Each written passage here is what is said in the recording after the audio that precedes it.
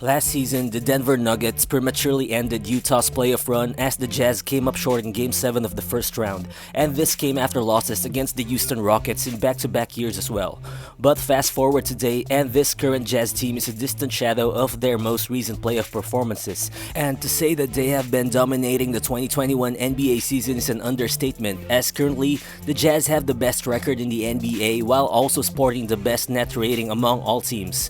While on a personal standpoint, Utah has two All-Stars, an emerging young star in Donovan Mitchell. They have the frontrunner for the Defensive Player of the Year award in Rudy Gobert, the prime candidate for the Sixth Man of the Year award in Jordan Clarkson, a highly underrated veteran presence in Mike Conley, and a full ensemble of able shooters and role players around them.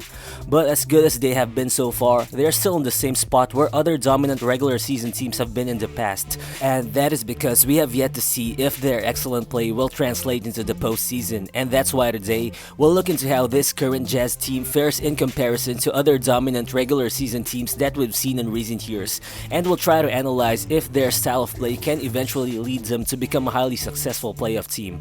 So what's good guys, it's Rero Walls here, and in this video, we'll ask the question of, despite their current success, should we still doubt this Utah Jazz team? But before we move on, it would be great if you guys could hit that like button right now. It only takes a second of your time, but it definitely helps the channel grow and it would be greatly appreciated. So let's get to it.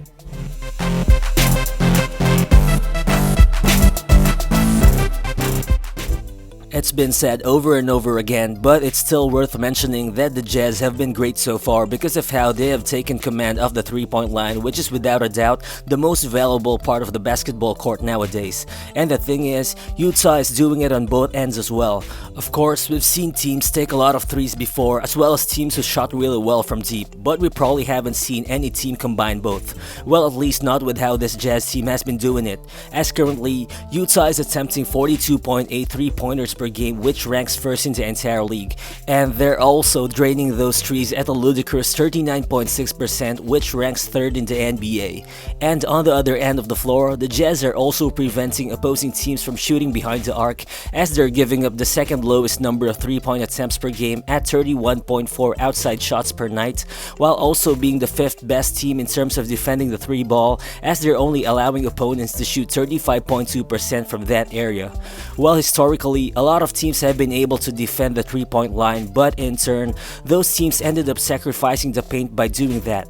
But this Utah Jazz team is quite different. Well, it's quite obvious that they're forcing teams to drive to the paint, as they're currently the worst team in terms of allowing two-point attempts. But what's key here is that the Jazz are also the best team in terms of defending two-point shots, as they're only allowing opponents to shoot less than 40% from two-point range.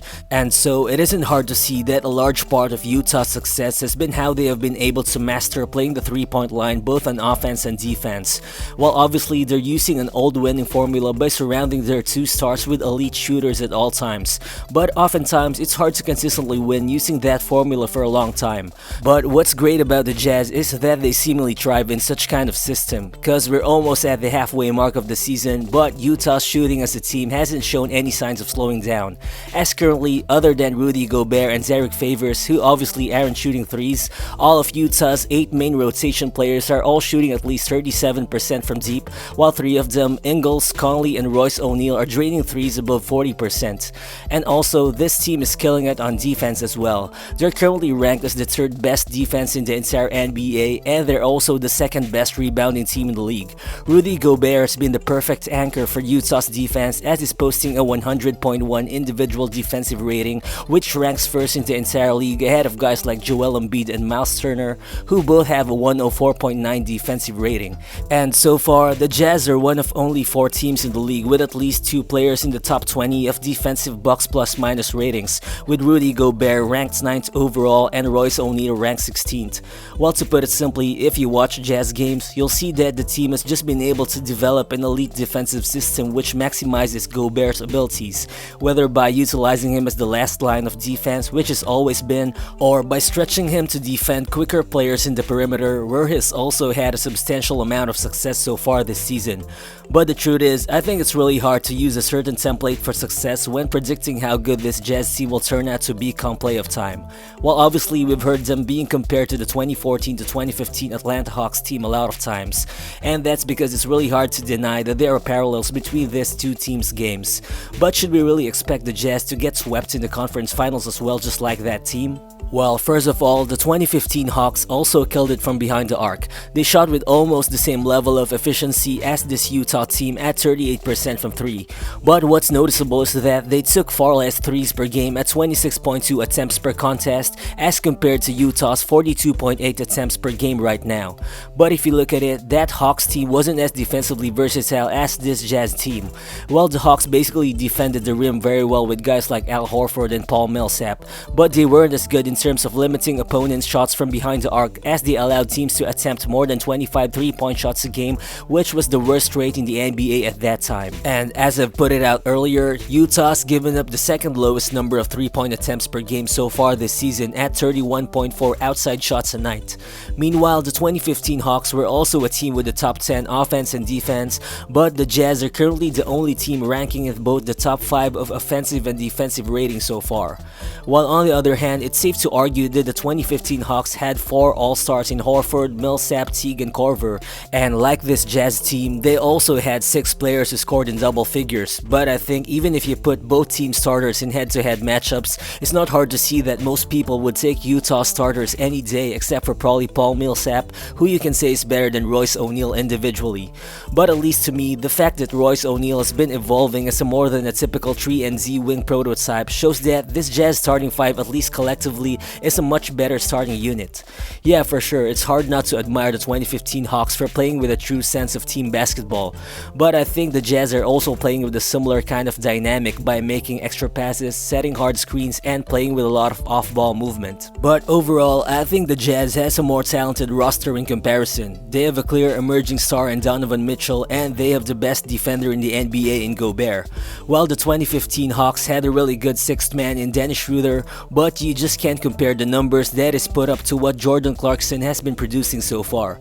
So in my opinion, this Jazz team has a much higher ceiling than the 2015 Hawks. And if you're a Jazz fan, you still definitely want this Utah team to surpass what Mike Budenholzer's Hawks have accomplished in the playoffs. But also, if you look at other dominant regular season teams who heavily relied on outside shooting for success, there's the 2018 Houston Rockets as well, who was probably the team that posted the biggest threat to the Warriors dynasty. And just like the 2021 Jazz, Harden and Paul's Rockets focused on shooting threes and defending the 3-point line as well. But the difference is that they only shot 36% from 3 as a team for the season, and they also sacrificed the paint to be successful as they allowed opponents to shoot 52% from 2-point range. But realistically, I think the 2015 Golden State Warriors championship team probably offers the closest comparison to the 2021 Jazz, at least in terms of play style. Well, if you look at it, the 2015 Warriors shot a ridiculous 39.8% from 3 during the regular season, which is almost the same as what the Jazz are currently putting up, despite that Warriors team obviously shooting far less 3-point attempts. And that team also was very effective in limiting opponents' 3-point attempts, as they only allowed 21.4 3-point attempts per night, which ranked 7th in the NBA during the 2015 season. And just like Utah, they also mostly redirected their opponents' attempts to the inside, as they forced the 3rd most 2-point attempts in the league, while also being the best team in the NBA in terms of forcing missed 2-point attempts back in 2015. And so we can see that there is at least a resemblance between the two teams in terms of how they became effective two-way juggernauts. But I think the main difference between those two teams lies in their shot distribution, because the 2015 Warriors mainly relied on Steph Curry and Klay Thompson to carry their 3-point shooting, as those two guys took 56% of the team's 3-point attempts per game on average. But so far, the Jazz have been employing more of an egalitarian way of distributing the ball, with at least 6 of their players attempting at least 4 3-point attempts per game. And so I think there's just no clear historical precedent where you can compare Utah's regular season dominance so far, and that's why I think it's really hard to predict how far they'll be able to go in the postseason. While obviously the playoffs is a different animal, and teams would most likely be able to come up with a game plan to at least slow down Utah's offense. And no matter how good the Jazz are with sharing the ball and hunting for shots, I think sooner or later in the playoffs there will be moments when Donovan Mitchell Mitchell as the team's star player will have to be a much more reliable playmaker for them to take the next step. But if we based it solely on how he has performed during last year's playoffs, then I think we shouldn't really have to worry, because Mitchell has shown that he can already put up 50, 50, and 90% shooting splits in a full 7-game series, and has also been able to increase his assist rate from 21.6 in the regular season to 25.6 in the playoffs last year. And currently he's averaging a career best 25.9 assist rate, which shows how much he's been improving as a playmaker. But I think one thing that Mitchell has to get better with in the postseason is his free throw rate and how often he gets to the foul line. Well, last playoffs he increased his free throw rate, which has continued so far this season as well, with such rate currently sitting at 27%. Well, obviously, you can't expect him to consistently shoot the same number of free throws as other all-star guards like Luka Doncic or Damian Lillard, who both rank in the top 15 of touches per game in the NBA, who also are both shooting at the high 30s in terms of free throw rate. But I think for a high percentage free throw shooter like Mitchell, getting to the line more could actually mean the difference between getting more wins in the playoffs as well as further increasing his offensive production. But on the other hand, you also gotta wonder how Rudy Gobert might possibly respond when teams like the Lakers or Clippers try to move him away from the paint when they play guys like Anthony Davis and Serge Ibaka in the playoffs. And you also might wanna ponder if Jordan Clarkson would still be the same efficient spark plug off the bench in the postseason. While of course, those are legitimate concerns for this Jazz team entering the playoffs, because obviously we've seen way too many teams dominate the regular season only to get their strategies figured out when it matters the most. But to be fair, we also haven't seen any team quite like this current Utah Jazz team ever before. A team who knows how to dominate on one end without necessarily giving up something on the other end as well.